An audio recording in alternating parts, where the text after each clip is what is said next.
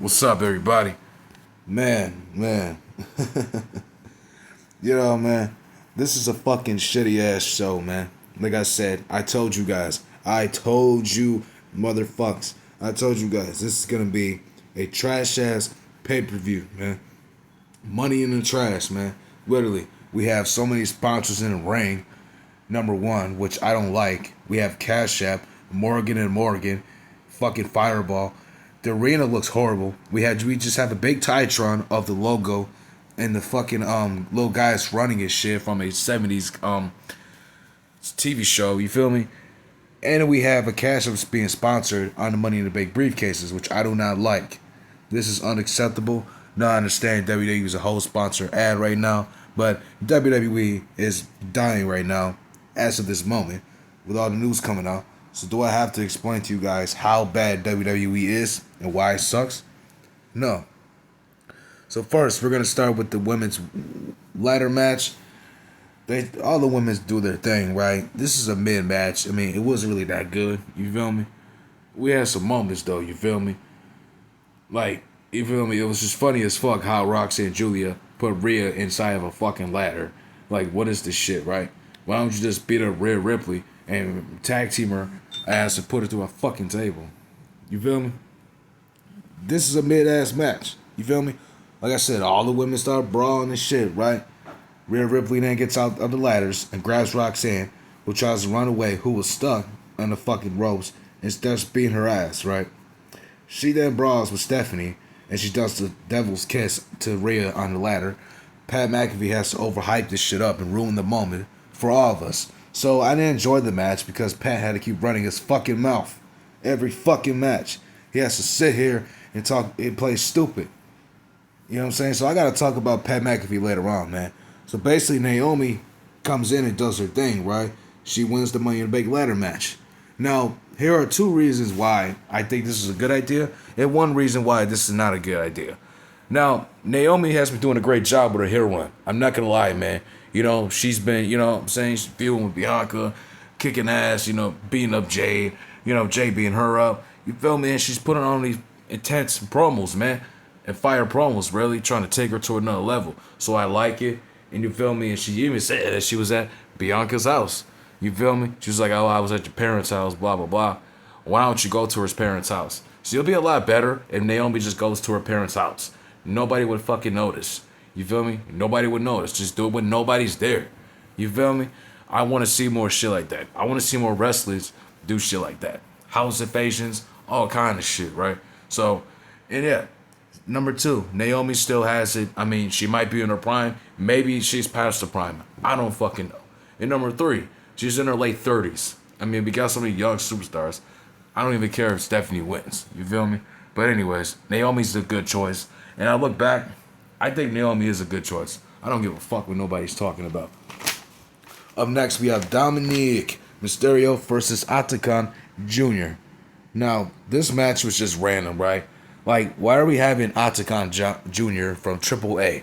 Like, who the fuck is Triple A? And who the fuck is Atakan Jr.?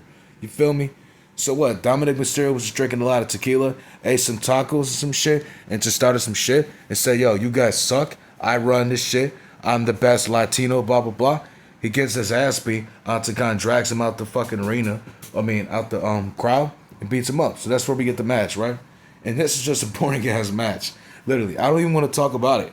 Like, I would just, literally, I'd rather see fucking CM Punk versus Bronson Reed. How about CM Punk wrestle? I thought he was one of the best. I thought he was one of the top superstars today. He's supposed to be a wrestling. Literally. Man, before I get into this fucking women's Intercontinental Championship match, why do I see Pat McAfee playing with action figures of Seth Rollins and LA Knight? What the fuck is this? How the hell we go from lame commentators to now, to back then, we had cool commentators like Jerry Lawler, who likes women, Jim Ross, who puts over good superstars, talks his shit, who's a normal man, who's a married man. You feel me? We have Booker T today, you know what I'm saying? Who's hyped up, cool guy, and you know, who's horny as well. He likes the bitches. Come on, man. And now we got Pat McAfee who's playing toys, action figures. Dude, Pat McAfee, yo, get this dude out of here, bro.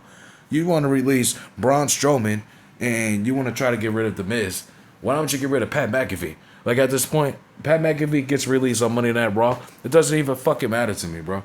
Just release this guy. You feel me? Chad Gable backstage shows his fireball ladder to American Made, right?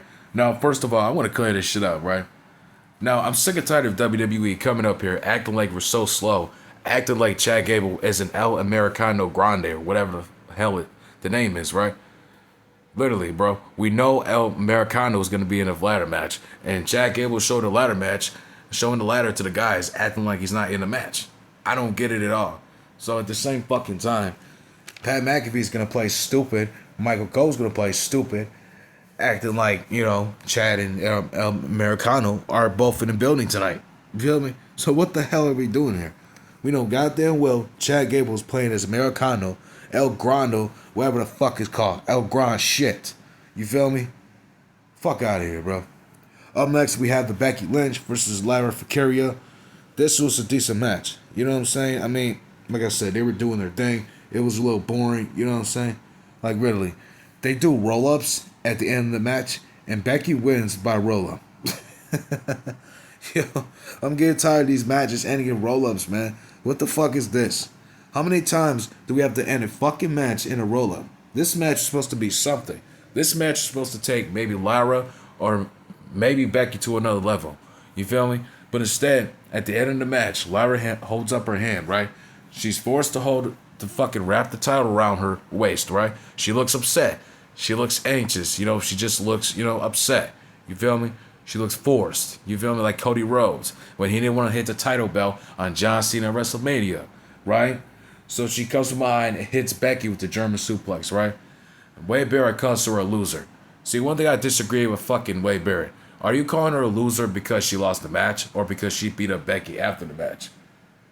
I understand. Yeah, she lost the match. Becky won.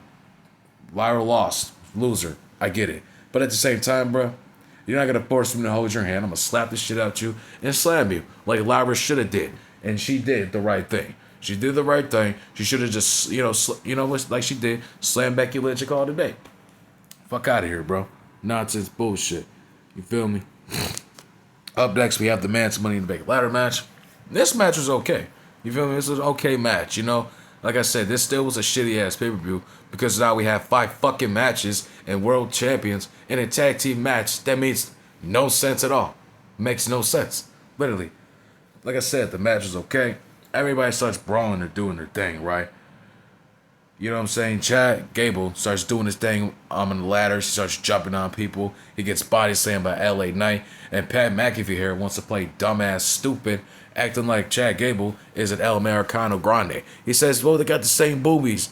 They'd have different boobies, whatever the fuck it was, right? Some weird ass shit, right? It's really weird. This guy, you know, I'm getting tired of Pat McAfee, man. Seriously, bro.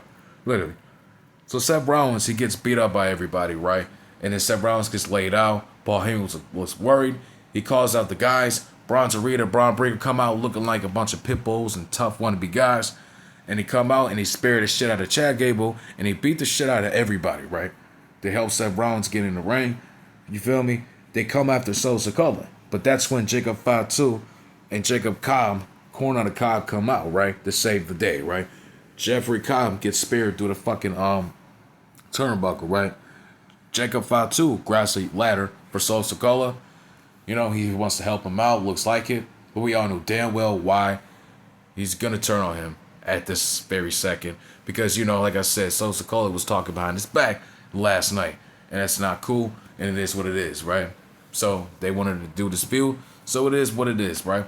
He says, I hate you, Solo. He grabs him off the ladder, it gives him a fucking Samoan drop, and moonsaults him, right? Walks out the arena with his U.S. title on his wrap, on his shoulder. Seth Rollins gets up, he beats up LA Knight, and he grabs the briefcase, and he's now a 2 times Money in the Bank winner. 2-time Money in the Bank winner. Are you fucking kidding me right now? It takes him, yo, this is ridiculous, bro. This is so stupid, bro. Like, really, you can have LA Knight win this briefcase, bro. Or you can have Solo Sikoa win. You feel me? Have Solo Sikoa win. And maybe Sikoa could feud with Jacob for the fucking world title or something. But Seth Rollins has always been known as a mid-carder. So now another mid-carder is going to be a champion again. I guarantee you, bro. So what, at SummerSlam, he's going to cash in on Jey Uso? I don't give a fuck, and I don't even give a shit. You know what I'm saying? Or you know what? How about this? SummerSlam, Seth versus Roman. You know, Jey Uso kicks off night 2. No. He kicks off night 1. Seth Rollins comes out. He attacks him. He becomes world champion. So what we do with that championship, Roman Reigns, he faces Seth Rollins that night, right? He wins the title. You feel me? I don't care if Seth Rollins holds it out for one day. It doesn't matter. You feel me? Roman Reigns is a main eventer. Now he's in the mid-card. But what he could do is that with that championship is face John Cena. Face John Cena, face Randy Orton, Drew McIntyre, solidify main eventers. Like, these mid-carders need to face main eventers, my nigga. You feel me? But I can't think of anything else for them to be in the main event and be a champion in the future. Like, only one who really needs to be champion in this ladder match is LA Knight. You feel me? So Seth Rollins is Money in the Bank, and there's something else that we could do about it. We get an announcement that WrestleMania Vegas will be WrestleMania 42 will be in Vegas for the second time in a row. You gotta be fucking kidding me. WrestleMania 42 is gonna be in Vegas for the second time in a row. Come on, man. It's gonna be on April 18th for night 1, April 19th for night 2. I'm livid right now with this bullshit, bro. Seriously. How many times does WWE gotta keep going back to back with these WrestleManias? And do you see why Triple H is gonna get fired, bro? Do you see why Raw is gonna get removed from Netflix? Real life shit. So now Nikki Bella is gonna return on Monday Night Raw. Why? Why is she returning? Like, I thought she was retired. You feel me? So what? She's gonna have her last match, or what? She's gonna come back and talk about Cena? I wouldn't be surprised. She talks about Cena and shit. So who really cares what Nikki Bella's got to say, right? She might as well come out and say Cena has never been really a bad guy. You feel what I'm saying? He just comes out here. He's all depressed and shit. You feel me? And he has a small strudel. You feel me? I don't know. What the hell is Nikki Bella here for? You feel me?